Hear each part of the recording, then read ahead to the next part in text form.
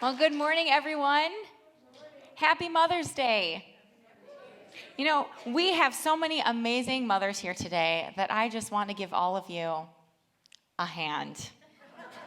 There we go. Yes, a hand for each and every one of you. I have more. Don't worry, guys. I always sanitize my hands. It's okay. I'm not the best at throwing things. I'm sorry. Yes, a hand for every mother out there. Woo! Don't worry about it, guys. It's a mom joke. Hold on. 3 more. Who wants a hand? Yes. April's going to get a hand. Sam is, there we go. 1 more. Ah! And today shall henceforth be known as the day I almost pegged Jerome in the face with a tiny hand. Well, today is part 4 of our series, Trash Talk. There's a lot of great gifts you can give mom, but today we're going to give the gift of garbage.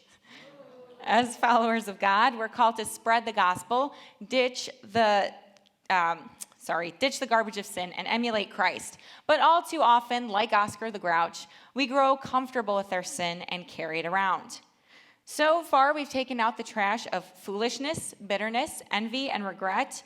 Last week, we talked about anger, and Pastor Dan made a great acronym out of the word peace to help us remember some techniques we can use to counter anger. So we have P-E-A-C-E. So pause, examine, antagonize, crush everyone, and eradicate your enemies. And if this sounds wrong to you, congratulations, you were paying attention last week. So today, I get to be the one to Vanna White the trash bag and show you all that we're talking about pride. And why talk about pride on Mother's Day? Because I'm the mom, that's why. And there ain't no hood like motherhood. While pride is easy to see in others, it can be difficult to recognize in ourselves. But the roots of pride grow deep to infect our perspective, motives, and principles. Pride affects us all. There are different kinds of pride. It's not a sin to be proud of your kids or to take pride in your work. A healthy sense of satisfaction and accomplishment is a good thing. A group of lions is called a pride, and we know that from The Lion King, one of the greatest movies of the 90s. So how could pride be so bad? In Romans 12:3, the Apostle Paul writes, "For by the grace given me, I say to every one of you, do not think of yourself more highly than you ought, but rather think of yourself with sober judgment in accordance with the faith God has distributed to each of you." So Paul had a lot of reasons to walk around bragging. He was the 13th apostle. He met Jesus face to face. He wrote half of the New Testament. He planted the first church in Europe, and he always remembered to call his mother. But instead of bragging on himself, he fought his pride by constantly coming back to that phrase, "For by the grace given me." Paul knew that all he had, all he was by grace. And that's the key to defeating pride. It's been said that ego stands for edging God out.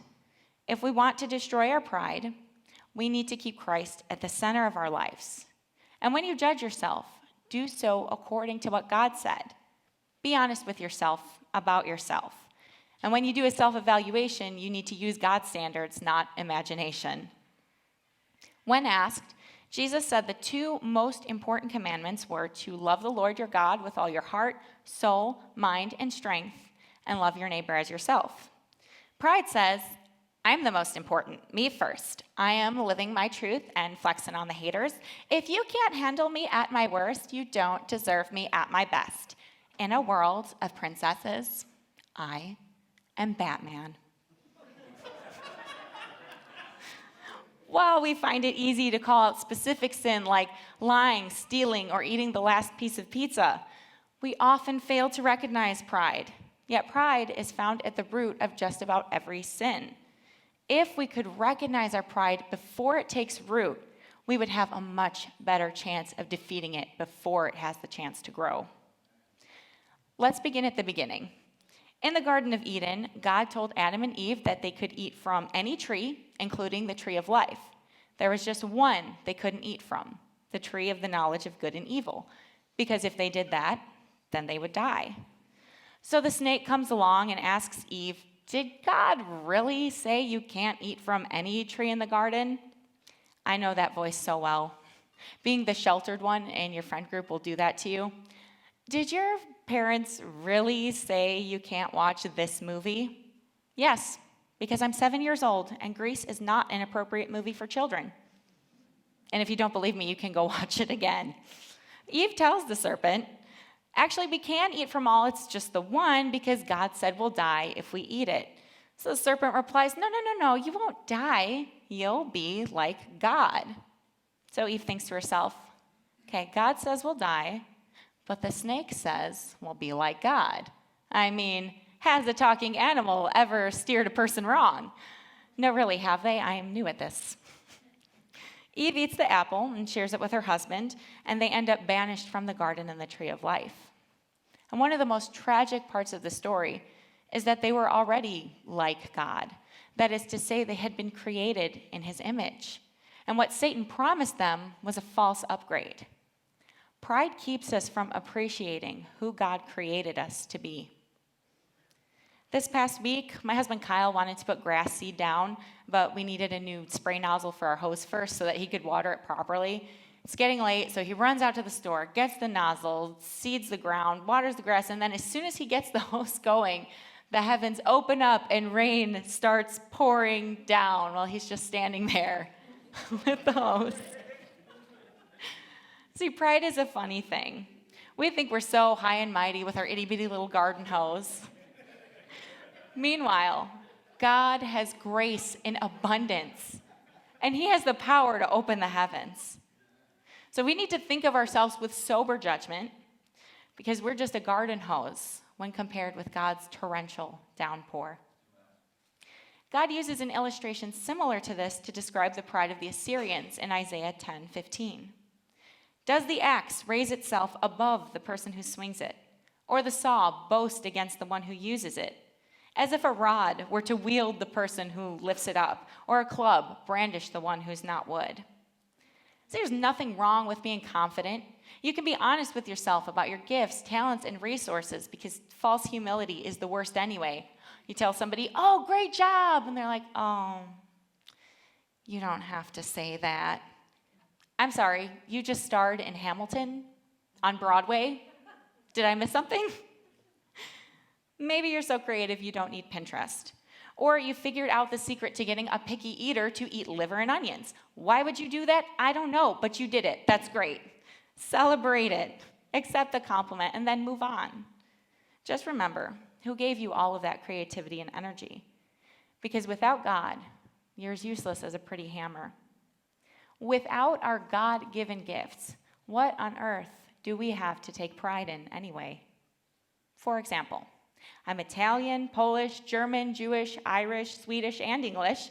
I'm the great-granddaughter of immigrants all around. I was part of the second generation ever in my family to go to college. I was homeschooled. I have 5 siblings. I'm a total nerd. I love Star Wars. I like reading academic literature and history books for fun. I'm allergic to dairy and gluten. Yay, me. I power lift because I like it. I'm a wife, a mother. I am a woman. Yeah, and so is roughly 50% of the world's population. So what? What did I have to do with any of that? Those are just factoids and characteristics that I have little or no control over it. It's all just trivia. And does any of that stuff make me inherently better or more Christ-like? No, absolutely not. So why should I take any kind of pride in any of that? At its best, the identity game is silly or shallow. And at its worst, it does nothing but divide. Sometimes we get so invested in our identity that we do this super weird thing where if somebody just does something differently than us, they don't even argue or disagree, they just make a different choice than we would, we take it as a personal attack. Did you just say you never feed your kids bacon because of the nitrates? Because, see, I feed my kids bacon every day for the protein. Do you think I'm not a good mom? Are you saying I'm not a good mom? I am a good mom. I know I'm a good mom. You need to stop invalidating me.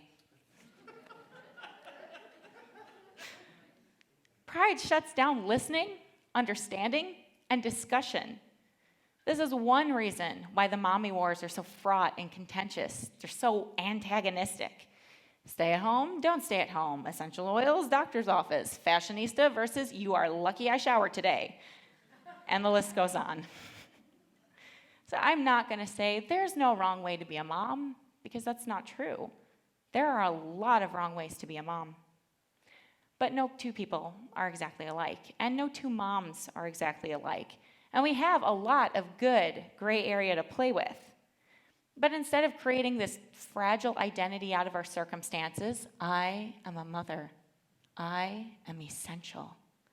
Or basing our identity off of trivial things that have no substance. Yeah, listen, I know this is going to make me unpopular, but I'm just going to say it. The Office is overrated. Instead, we need to reflect with sober judgment in accordance with God. And I know what you're thinking. Hey, Mary Poppins, where's the spoonful of sugar today? Well, I left it at home because sometimes mom forgets things. But we need to understand that pride strives to be something that it's not. Proverbs 31 describes the wife of noble character. If you try to live up to everything in Proverbs 31, you are guaranteed to end up falling short and walking around feeling like a failure, guilty, ashamed. But Proverbs 31 was never meant to be the measuring stick. It describes the ideal woman, not the real woman. We're shown both great and flawed moms in the Bible, and there's a really good reason for that. It's because God measures us by the cross, not by Proverbs 31. When we focus on getting what little glory we can out of what this world has to offer us, we let pride run wild, and we miss out on God's grace. Pastor of Elevation Church and author Stephen Furtick once wrote, "The reason we struggle with insecurity is because we're comparing our behind the scenes with everyone else's highlight reel." It's a good thought, but I want to adjust it a little bit and add to it.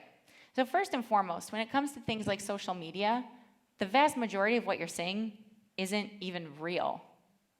This past December, the New Yorker ran a magazine cover. We'll have it on the screen in just a second. So it's a woman. She's sitting in her apartment, Amazon boxes on the ground, Cheetos all around. And she's wearing pajama bottom slippers. Her cats are wandering in and out.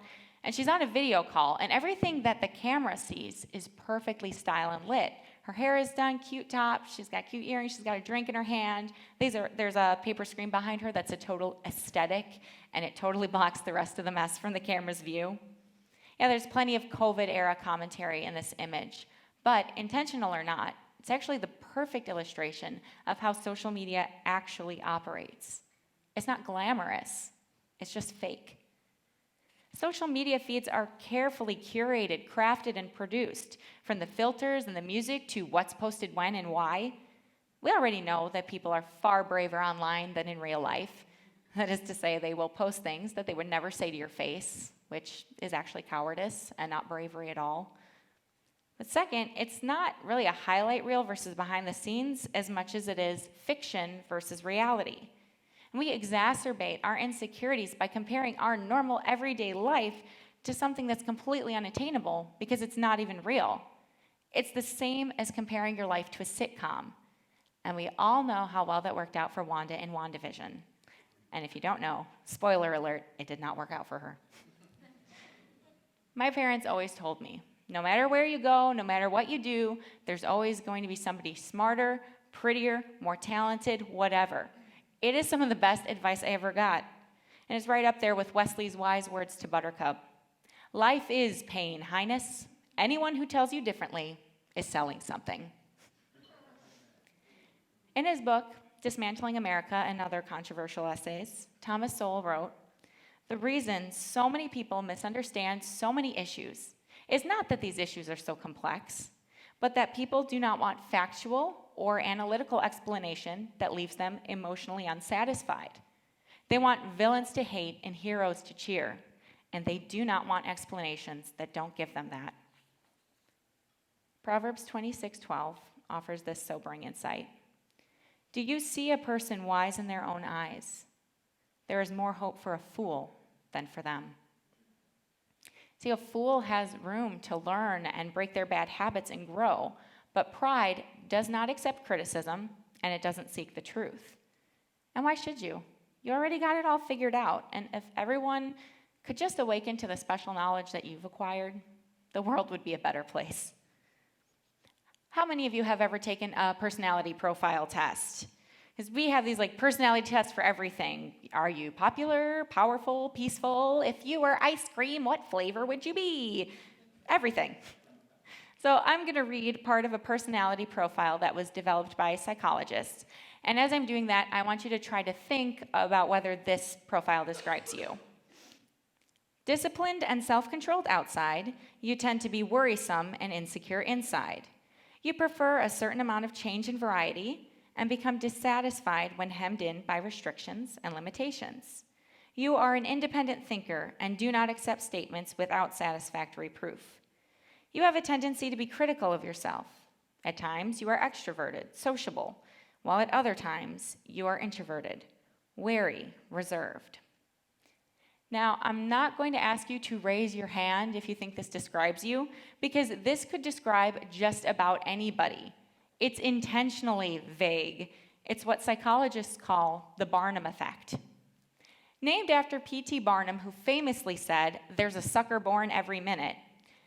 It's a phenomenon where we tend to accept certain information as true, no matter how vague or useless it is.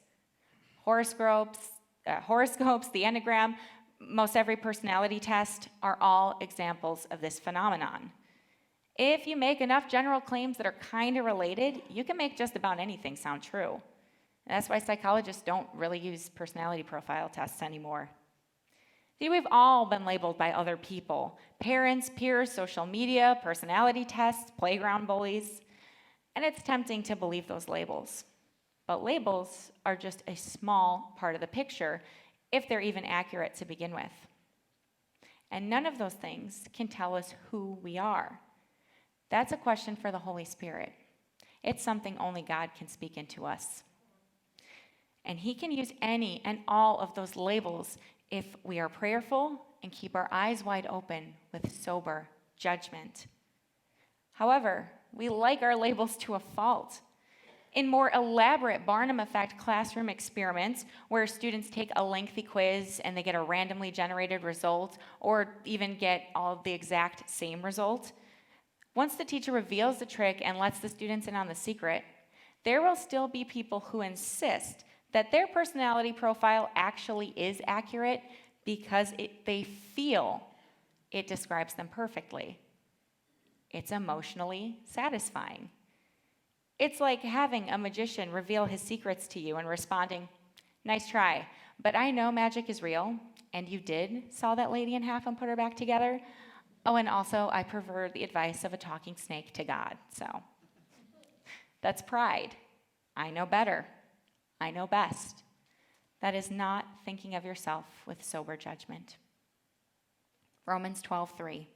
For by the grace given me, I say to every one of you, do not think of yourself more highly than you ought, but rather think of yourself with sober judgment in accordance with the faith God has distributed to each of you. We need to constantly run back to God and have Him define who we are and whose we are. Pride wants to take God's place at the center of our life and boast in itself, but we should be boasting in God. Jeremiah 9:23-24 states, "This is what the Lord says. Let not the wise boast of their wisdom, or the strong boast of their strength, or the rich boast of their riches. But let the one who boasts boast about this, that they have the understanding to know me, that I am the Lord who exercises kindness, justice, and righteousness on earth, for in those I delight, declares the Lord." When we know God and lay down our pride, when we love God with all our heart, mind, soul, and strength, that is when we can boast in Him. My 5-year-old son is an expert at boasting in God. He's always talking about, God did this, God did that, God made me strong, God made everything, God is the most powerful. And then there's the infamous lightsaber where my husband and my son are fighting. They're going back and forth, and it's super intense. And then my husband says, "Luke, I am your father," which is not correct. It's actually, "No, I am your father," but you know what? It doesn't matter. "I am your father." And then my son looks at him and replies, "No, Darth Vader. God is my father." But my all-time favorite has to be recently. We passed a cemetery, and he started cheering. He goes, "Yay, Jesus! Yay for Jesus! Yay!" And I was like, "Whoa, whoa, whoa, what's happening? Why are you doing this? What's going on?" And he just looks at me, and he says, "I'm cheering for Jesus because he defeated death." Yeah. Hey, did you know you should love God and hate sin? Same kid. Funny? Yes. But boasting in ourselves is just ridiculous. In the book of Philippians, the Apostle Paul reminds us, in your relationships with one another, have the same mindset as Christ Jesus, who, being in very nature God, did not consider equality with God something to be used to his own advantage. Rather, he made himself nothing by taking the very nature of a servant, being made in human likeness, and being found in appearance as a man. He humbled himself by becoming obedient to death, even to death on a cross. If anyone had the right to walk around with a big head, it was the Son of God. Instead, he sweeps the sinners past. Jesus loved us enough to humble himself to death on a cross, and not a single one of us deserves it. See, once the seed of pride takes root, it grows into the sin that owns you. And you think you're planting this legacy garden, and then one day you look up and you realize that you're sitting in the middle of a city dump, and there's no life there, and it reeks. We cannot earn salvation, and we cannot clean up this mess ourselves. Whether it's foolishness, bitterness, envy, regret, anger, or something else. He's there, waiting to take out the trash. If we would just lay down our pride and let him.